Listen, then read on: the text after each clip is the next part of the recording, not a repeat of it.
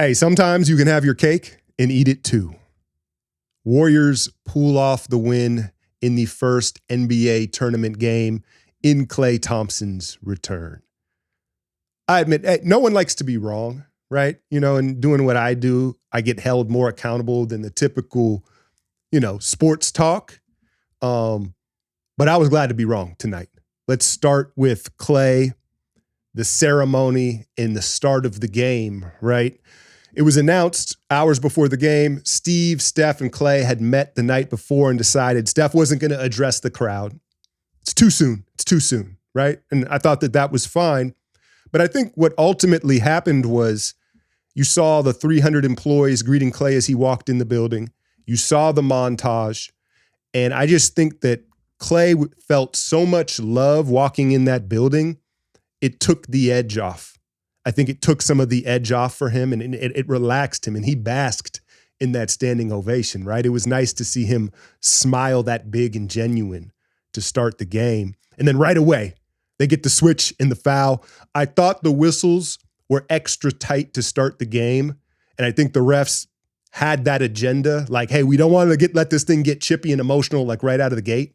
A lot of eyes on this game, and so we're going to call it tight, and that obviously benefits Luka and Kyrie. And I'm doing it while I sleep, right? That's a phrase that you always hear, and it's always nice to be able to get something done while you sleep. You're more productive. How about building your credit while you sleep? That's where Kickoff, I think, can help a lot of you. You can download it in the App Store right now and get started in just minutes.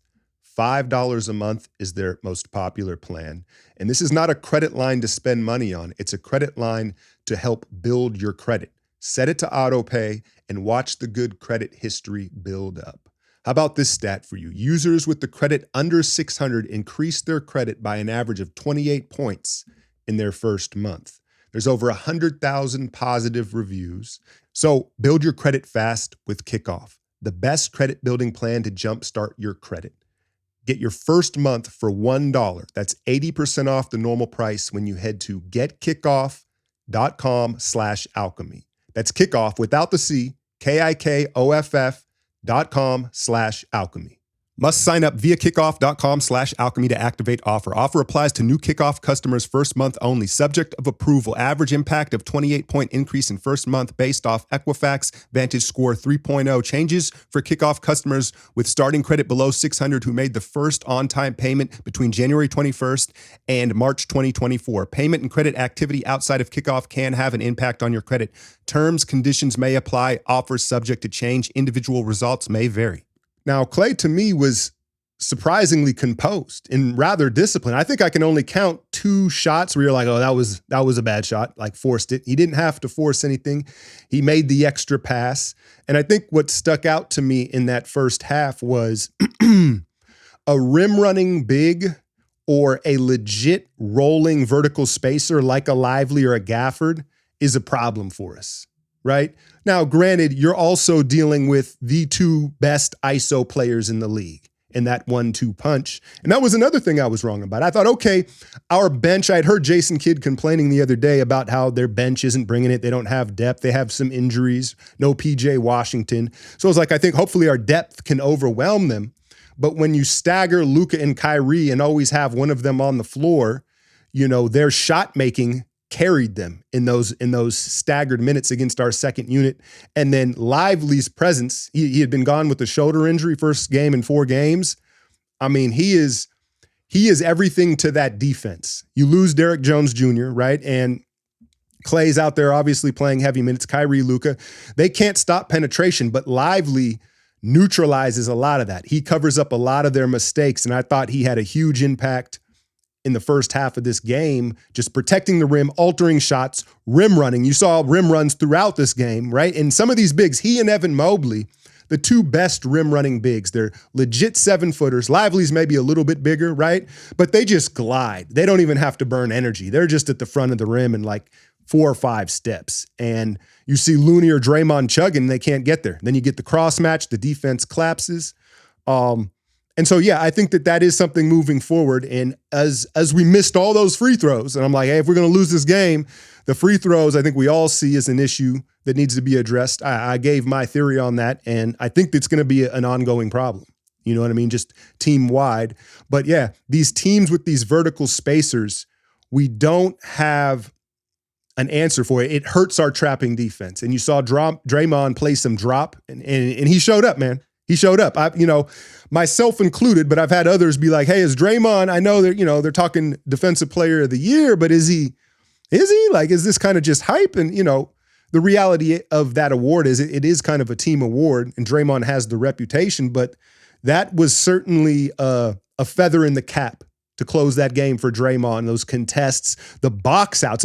We all know his immaculate timing on the closeout. It's like a signature. If Steph's signature is the step back in the night, Draymond's signature is that late contest, whether it's at the rim or on a three-point shot where he lets the guy get into the shot and then he contests it late, either to catch them on the way down of their apex from their jump, or as a jump shooter, I can say myself, like, it's startling when a guy times it late and contests it.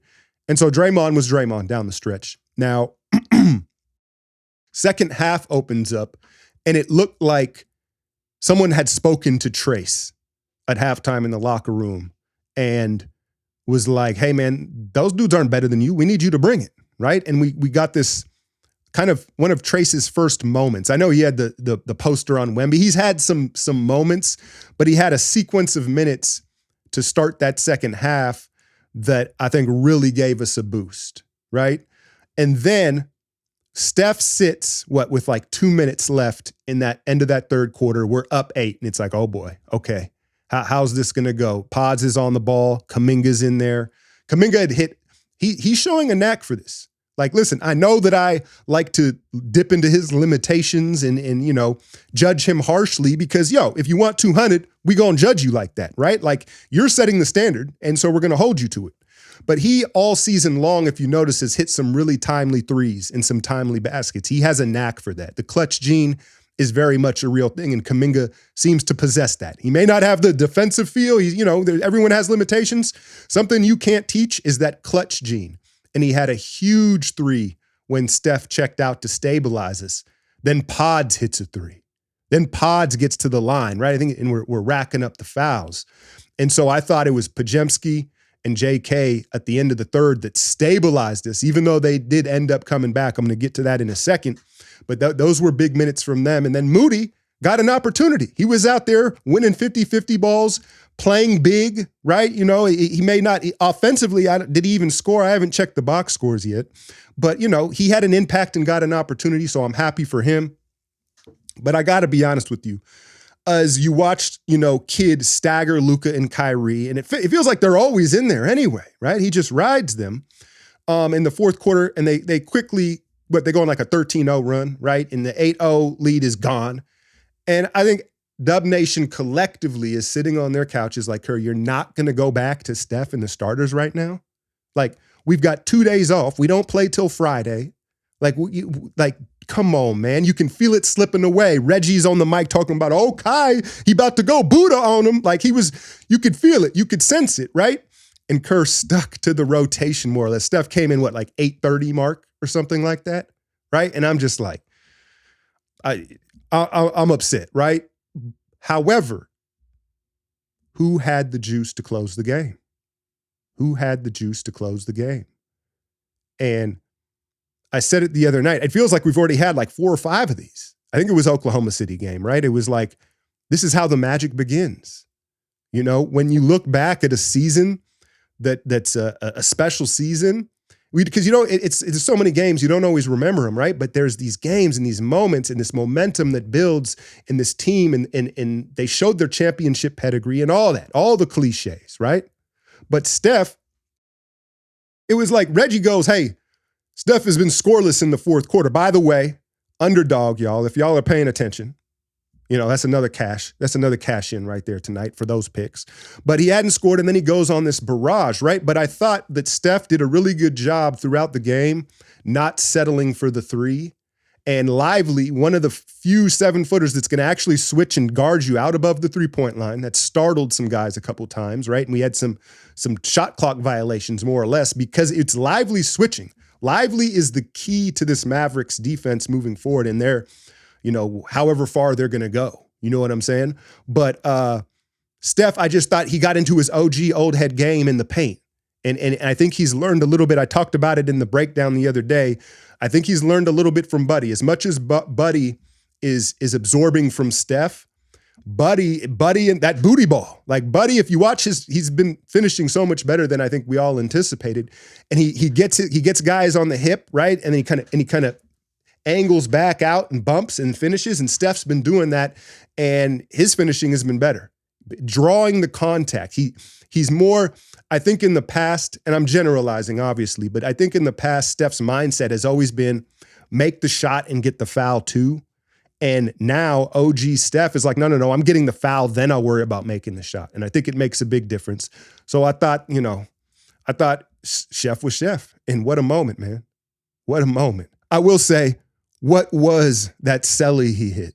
Was that like some sort of Mac Dre ostrich dance or something? I don't know, man.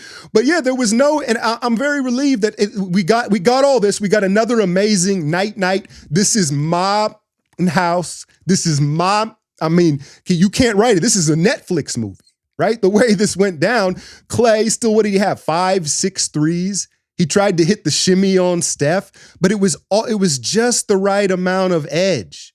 He hard fouled Moody after Moody got him on a pull up, right? But yeah, man, that just went perfectly. I know there's a lot of talk about NBA ratings being down right now. They're about to go up. They're about to go up because the games have been great. I just think that there's various reasons for it, and maybe the general casual fan hasn't caught on to it.